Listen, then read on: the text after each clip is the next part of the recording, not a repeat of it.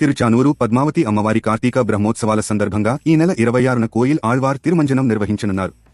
November 26 నుంచి December 8 వరకు అన్ని ఆర్జిత సేవలు, కుంకుమార్చన, వేదాశీర్వచనం, వీఐపీ బ్రేక్ దర్శనాలను టీటీడీ రద్దు చేసింది. తిరుచానూరులోని పద్మావతి అమ్మవారి ఆలయంలో నవంబరు 28 నుంచి డిసెంబర్ 6వ తేదీ వరకు నిర్వహించనున్న కార్తీక బ్రహ్మోత్సవాలను పురస్కరించుకుని నవంబరు 26న కోయిల్ ఆళ్వార్ తిరుమంజనం నిర్వహించనున్నారు.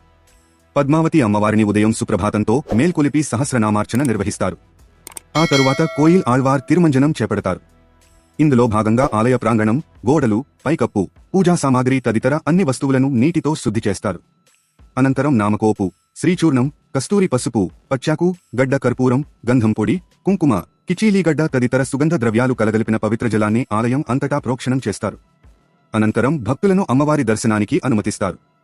ఆలయంలో కోయిల్ ఆళ్వార్ తిరుమంజనం కారణంగా ఆర్జిత సేవలైన కళ్యాణోత్సవం, ఊంజల సేవను టీటీడీ రద్దు చేసింది. అదేవిధంగా నవంబర్ 26 నుంచి డిసెంబర్ 8 వరకు అన్ని ఆర్జిత సేవలు, కుంకుమార్చన, వేదాశీర్వచనం, వీఐపీ బ్రేక్ దర్శనాలను టీటీడీ రద్దు చేసింది. తిరుచానూరు పద్మావతి అమ్మవారి ఆలయ వార్షిక కార్తీక బ్రహ్మోత్సవాల సందర్భంగా నవంబరు 27న ఆలయంలో లక్ష కుంకుమార్చన వైభవంగా నిర్వహించనున్నారు. ఉదయం సుప్రభాతంతో అమ్మవారిని మేల్కొలిపి సహస్రనామార్చన నిర్వహిస్తారు. అనంతరం అమ్మవారి ఉత్సవర్లను శ్రీకృష్ణస్వామి ముఖ మండపానికి వేంచేపు చేస్తారు.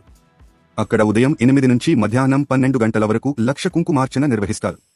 ఇద్దరు గృహస్థులు 1116 చెల్లించి టికెట్ కొనుగోలు చేసి లక్ష కుంకుమార్చన సేవలో పాల్గొనవచ్చు. వీరికి ఒక ఉత్తరీయం, ఒక రవికే, 2 లడ్లు, 2 వడలు బహుమానంగా అందజేస్తారు. ఆలయం వద్ద గల కౌంటర్లో కరెంట్ బుకింగ్లో భక్తులు ఈ టికెట్లు పొందొచ్చు. ముందు వచ్చిన వారికి ముందు ప్రాతిపదికన టికెట్లు కేటాయిస్తారు. నవంబరు 27వ తేదీ సాయంత్రం 6 నుంచి రాత్రి 8:30 వరకు పుణ్యహవచనం, రక్షాబంధనం, ఆలయ 4 మాడ వీధుల్లో సేనాధిపతి ఉత్సవం నిర్వహించిన తరువాత శాస్త్రోక్తంగా అంకురార్పణ ఘట్టం నిర్వహిస్తారు.